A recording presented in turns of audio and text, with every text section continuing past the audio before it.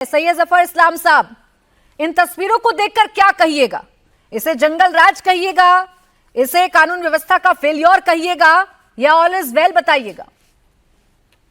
देखिए, दो तीन चीजें कहूंगा इसमें विस्तार से। तो राजीव भाई ने आपको इसके बारे में इनके बारे में आपको विस्तार से आप चर्चा कर ली है, लेकिन स्पेसिफिक एक दो चीजें उठा के उसके बारे में पूरे प्रदेश को बदनाम करना ये सही नहीं है। ये अपराध है, अपराधियों के साथ सख्ती से निपटा जा रहा है और सख्ती से निपटने के ही वजह से ये जंगल राज जो होता था, जहां पर चाहे अपहरण हो, डकैती हो, बलात्कार हो, चाहे मर्डर हो, सब में जो टॉप पे बिहार रहता था 2005 तक। अब 2004 के आंकड़े उठाइए और अभी देख लीजिए, आपको खुद अंदाज हो जाएगा कि किसी में 70% की गिरावट है 2000 के आंकड़े के 4 के आंकड़े से, किसी में 20%, किसी 40%, किसी 50%, ऐसी गिरावट। अरे भाई, अभी क्यों बेचैन क्यों रहे हैं? एक मिनट, जनता आज आपको कटघरे में अरे अभी क्यों बेचैन हो रहे? जनता सुरक्षित क्यों है? इनका पूरे बिहार सुरक्षित क्यों है? पूरे बिहार की पुलिस सुरक्षित क्यों है? अच्छा ठीक है अनवर पाशा जी, प्रदान करेगा? अनवर पाशा जी, आपके सारे सवालों का जवाब लेने ही बैठी हूँ यहाँ पर।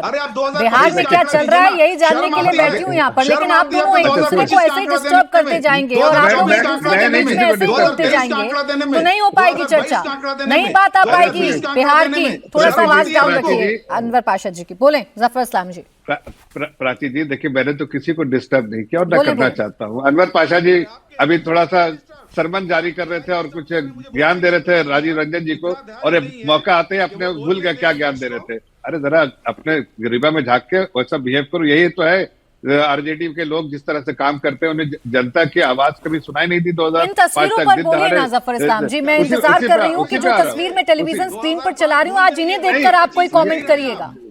वही बात है, अब इनको रक्षित कराइए, इनका फीडर ऑन कीजिए। मैं बोल रहा हूँ उसी पे। रुक जाइए प्लीज जफर इस्लाम जी। अनवर पाशा जी, आप चाहते हैं इन तस्वीरों पर जवाब आए सरकार की तरफ से कि नहीं चाहते हैं? मैं तो चाहती हूँ, तो 2 मिनट प्लीज खामोशी रखिएगा। बोले जफर इस्लाम। ये अपराध है और अपराध को किसी तरह से सही नहीं ठहराया जा सकता है।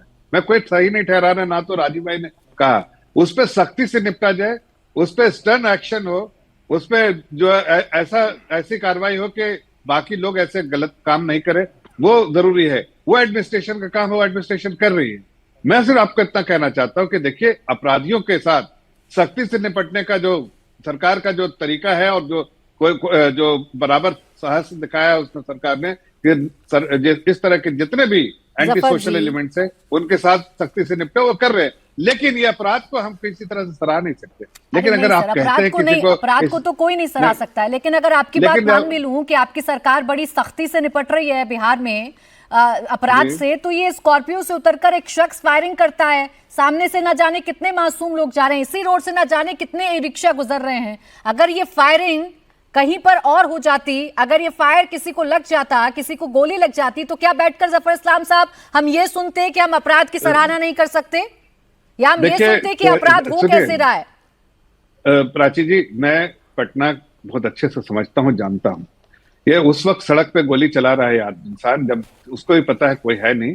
सिर्फ ये खास के ये जो मुझे तो लगता है कि आरजेडी का आदमी और खास के पूरी प्लानिंग के साथ कर रहा है आरजेडी। अभी जब पकड़ाएगा ये जो एंटी सोशल गुंडा जो पकड़ाएगा, तो आपको समझ में आ जाएगा, एक्सपोज हो जाएगा कि ये आरजेडी का आदमी। अरे जफर इस्लाम साहब, सरकार आपकी नहीं, एक सेकंड अनवर पाशा जी, एक मिनट बात कर रहे हैं। नहीं, एक सेकंड जफर इस्लाम जी, सरकार आपकी, प्रशासन आपका, पुलिस आपकी, और आप कहते हैं कि आरजेडी वाले आकर गुंडागर्दी कर रहे हैं। उनको जेलों से इससे बड़ी नाकामयाबी क्या हो सकती है? अनवर पाशा जी का जरा ऑडियो डाउन कीजिए।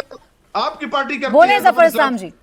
मैं तो इतना कह रहा हूं कि देखिए, अपराधी तो अपराधी होता है, लेकिन किसी पार्टी से अगर उसको कहीं ना कहीं सपोर्ट है और उस पार्टी ने करवाया है, तो पकड़े तो गए नहीं अभी तक जफर इस्लाम जी। अरे पकड़े जाएंगे ना, बिना पकड़े भविष्यवाणी कर दिया आप नहीं, बिल्कुल सही कह रहा हूं मैं। देखिए, ये गुंडा एलिमेंट जो है आरजेडी में होते हैं। अब आप देखिए ना, आप पूरे प्रदेश को एक जनता से आप इंटरव्यू कर लीजिए, वो कहेगा भाई किसी तरह से सर फिर जफर इस्लाम साहब, मैं फिर आपके सामने सवाल रख रही हूँ। सरकार आपकी, प्रशासन आपका, पुलिस आपकी, और गुंडागर्दी कोई विपक्ष का आदमी करके चला जाएगा। तो इतनी कमजोर सरकार है आपकी कि पटना में बोरिंग रोड जो सीएम आवास से 3 किलोमीटर दूर है, जहां वीवीआईपीज रहते हैं, उस इलाके में कोई गोलियां चलाकर चला जाए और आप बैठकर सिर्फ ये अपने आप को बहलाते रहिए कि आरजेडी वाले थे, आरजेडी वाले होते ही गुंडे। कमाल कर रहे हैं आप। प्राची जी, मैं आप मेरी बात को सुन लें, उसके बाद आप कमेंट कीजिए। मैं कह रहा हूं ये अपराध हुआ है, मैं कहां से हट रहा हूं, अपराध हुआ है, लेकिन अपराधियों को और ये भी मालूम है कि किसी का संयोजित तरीके से ये अपराध किया गया है आरजेडी के द्वारा, लेकिन इसलिए कि तो गुंडा राज उनका रहता ही था। लेकिन आधार है आपके पास कोई? जफर सेंसिबल बात बैठकर कीजिएगा यहाँ पर। सरकार आपकी है, पुलिस आपकी है और आप सीधा सीधा आरजेडी पर आरोप लगाकर चले जाएंगे, आपको लगेगा सब ठीक है।